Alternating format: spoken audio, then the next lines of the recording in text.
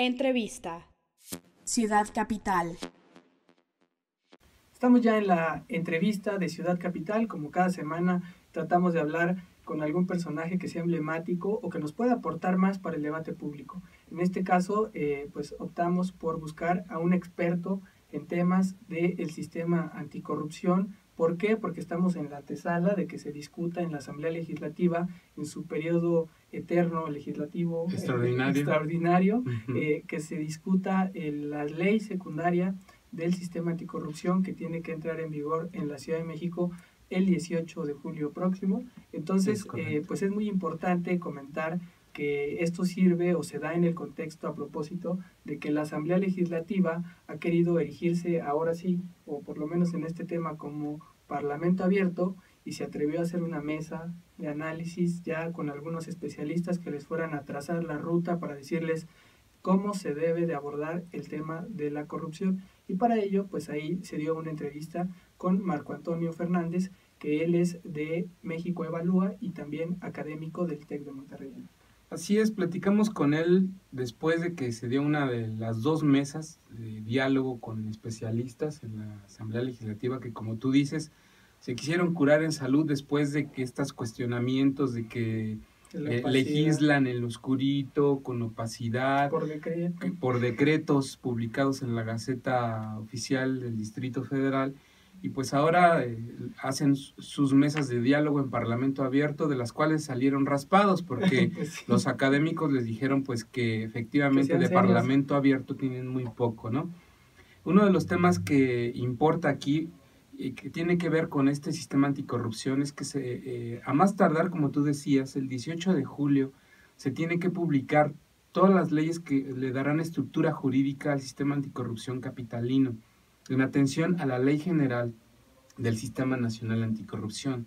En el caso de la Ciudad de México son 11 leyes, 4 de ellas son reformas a leyes existentes y el resto son nuevas leyes. La ley del sistema local, una ley de fiscalías, reformas al Código Penal, en fin. Y sobre esto nos habla justamente Marco Antonio Fernández, porque él ya detectó posibles visos de ilegalidad en propuestas en un documento base que se está utilizando para generar el dictamen. Él nos comenta que en este documento que está alojado en un micrositio de la página de internet de la Asamblea Legislativa, hay temas que le preocupan. Dice que, por ejemplo, en el Comité Coordinador del Sistema Local Anticorrupción se quieren meter posiciones, representantes dentro de este comité que a nivel federal no existen, que no vienen planteados ni en la Constitución Federal ni en la Ley General del Sistema Nacional, pero que sí quieren incorporarlos en el sistema local y que incluso vienen en la Constitución local y que ahorita se encuentran impugnados por la PGR. Vayamos con este académico Marco Antonio Fernández para explicarnos de qué se tratan estos temas que podrían incurrir en violación a la Constitución y que por tanto en algún momento podrían ser impugnados por distintos actores. Vayamos con el académico. La propuesta de integrar a 2 miembros adicionales al Comité Coordinador del Sistema Local Anticorrupción, que ya se contemplaba en la Constitución de la Ciudad de México, que es uno de los puntos que ha derivado en las acciones y controversias constitucionales que están bajo análisis en estos momentos en la Suprema Corte de Justicia, ya que tanto en la Constitución Federal como en la Ley General del Sistema Nacional Anticorrupción, donde se establecen las bases para cómo se deben de integrar los sistemas locales anticorrupción, pues se mencionan cuáles son las instituciones y son prácticamente 7. No vemos el espacio ni entendemos la razón del por qué sobre todo se mete a un representante del órgano interno de control del poder legislativo local. Pareciese, no sé, no termino de entender la razón técnica detrás de esa adición, o meter a el Consejo de Evaluación de las Políticas Públicas, ¿no? Al representante del Consejo de Evaluación de Políticas Públicas. A nivel nacional no está el representante del Coneval, por ejemplo. Entonces, en ese sentido sí me preocupa. Ya hemos tenido esta problemática en algunas otras entidades del país, Sonora, por ejemplo, San Luis Potosí, que ha llevado también a problemas de constitucionalidad. Creo que tendríamos que tratar de evitar ese desgaste jurídico potencial para la ciudad y concentrarnos en áreas de innovación que sí son muy necesarias. Esas son las palabras de Marco Antonio Fernández. Él, pues qué bueno que en esta discusión ya se esté hablando de un borrador de dictamen que sea público, que sean los especialistas los que le pongan el ojo y empiecen a señalar estos errores. Ojalá la Asamblea Legislativa también escuche, porque si no estaremos viendo que nada más serían mesas con pura pirotecnia, pero ya hay un dictamen planchado. Sí, y que solo sirven para legitimar lo que los diputados vayan a aprobar, lo cual pues va a generar una situación difícil, porque yo no creo que los especialistas se queden con los brazos cruzados y vean cómo son utilizados para legitimar algo en lo que ellos no estuvieron de acuerdo. Bueno, pero Marco Antonio Fernández también nos comentó de otro tema que él detectó que tiene visos de ilegalidad. Uno de ellos es que se quiere incorporar en la sala superior del Tribunal de Justicia Administrativa más magistrados de los que incluso están a nivel federal, que a nivel federal tienen que ser 7 y a nivel local quieren poner 12 de la sala superior. Y otro tema es el fiscal anticorrupción. Va a durar 5 años en el cargo, pero a nivel local le quieren dar la posibilidad de que se reelija por otros 5. Y esto lo acusa el especialista, puede generar una politización del cargo en el que al buscar la reelección el fiscal quiera quedar bien con aquellos que vayan a votar por él para reelegirse. Así lo explica este especialista. Preocupa, por ejemplo, con franqueza, que se esté contemplando la posibilidad, una vez que se nombre el fiscal anticorrupción de la Ciudad de México, que dure 5 años en su cargo y tenga la posibilidad de reelección.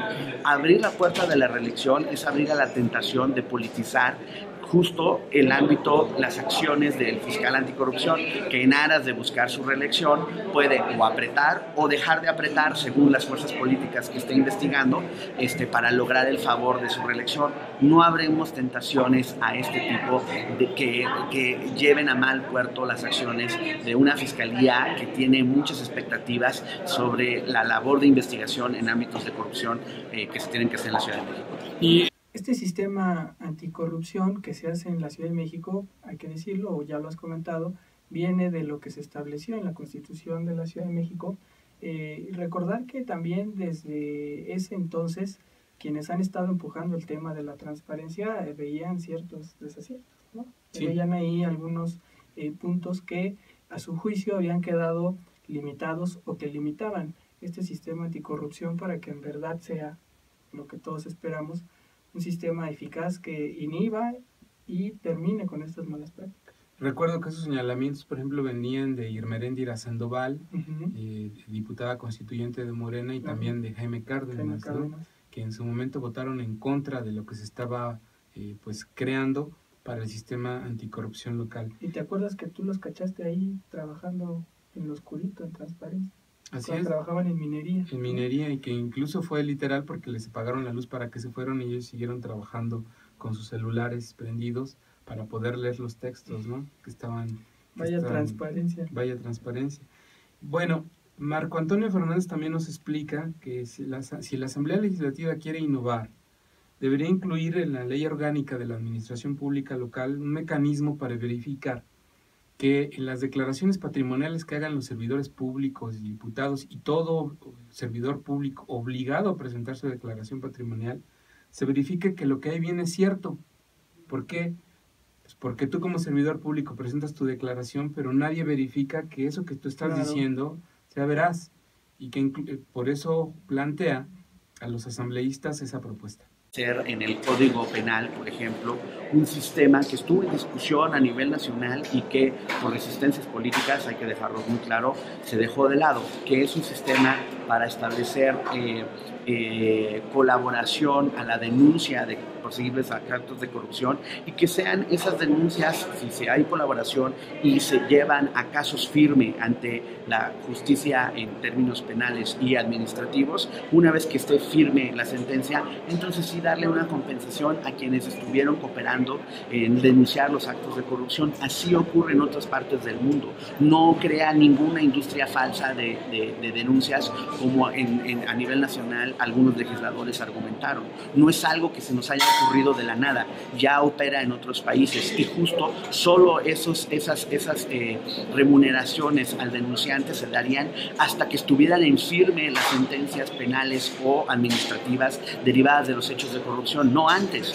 Y ese tipo de innovaciones son las que esperaríamos por parte de la Asamblea o del Congreso local de la Ciudad de México a incorporar en los sistemas locales. Un tema muy importante, esto de las declaraciones patrimoniales, que tiene que ver con lo del 3 de 3, que se ha celebrado mucho, pero que al ciudadano le ha dejado bastantes dudas, porque vemos a funcionarios que tienen pues una gran trayectoria política y que resulta que no poseen ningún bien, o que hay declaraciones donde a veces se conoce que un bien no se anotó, ¿no? Con Ricardo Monreal pasó que en su 3 de 3 no había anunciado la casa de su esposa, y hay infinidad de ejemplos de las omisiones. Y Marcelo Ebrard, ¿no? Marcelo Ebrard, que no tiene ningún bien, no tiene nada, ¿no? Puras donaciones. Y lleva viviendo en París no sé cuántos meses, ¿no? Y en Estados Unidos ahora. Entonces, y así infinidad de personajes que han modificado su declaración patrimonial. Decir que la declaración patrimonial pues te da la opción de reservarla o de hacerlo público, pero pues eso es algo que no queda muy claro, muy definido dentro de estos sistemas anticorrupción. Incluso el 3 de 3, recordar que en la Asamblea Legislativa solo son un puñado los que han presentado su 3 de 3. La mayoría mantienen oculta su declaración patrimonial. Entonces es un tema en el que a partir de ahora, si este sistema anticorrupción, tanto el nacional como el local, quiere ser en verdad o significar un cambio para esta democracia, pues se tienen que empezar por esos detalles tan finos, ¿no? De no simular, de no inventar o de no darle la vuelta a la ley, ¿no? Y a partir de ahí empezar a contar una historia. Creo que a lo mejor con los políticos que tenemos actualmente no se va a lograr, pero sí servirá para generaciones futuras de las que vayan incursionando en la política para tener muy bien ese parámetro, siempre y cuando la ley quede bien. Fíjate, este especialista de México Evalúa y del TEC de Monterrey nos hace una explicación de algo que dice que suena arriesgado, pero que podría ser bastante innovador, y que los legisladores federales no quisieron entrarle al crear el sistema nacional. Y él lo plantea así: otorgar una gratificación a las personas que señalen actos de corrupción. Esa gratificación se entregaría hasta que hubiera una sentencia contra el servidor público al que se le hiciera señalamiento. Rechaza que eso pueda generar una industria de la denuncia, que lo que va a propiciar es más transparencia y rendición de cuentas. Así lo explica. En la ley de la administración pública de la Ciudad de México se podría establecer la obligación de las autoridades que reciben las declaraciones patrimoniales de conflicto de interés de los funcionarios públicos para verificar la veracidad de la información que se establece ahí. Hoy sí se establece la obligación de que tengas estas declaraciones, pero nadie verifica su contenido. Entonces son como documentos de papel que se ponen en el cajón del olvido, y que no tienen ninguna utilidad como potencial herramienta para detectar posibles actos de corrupción. Esas son las cosas que uno esperaría, si hay un verdadero compromiso de los legisladores locales, de estar innovando, de fortalecer el sistema local anticorrupción para poder ir acotando los espacios de estas malas prácticas en la Ciudad de México. Un tema sustantivo que lo deja él ahí en la mesa, y pues estaremos dándole seguimiento a ver si avanza, ¿no? Sí.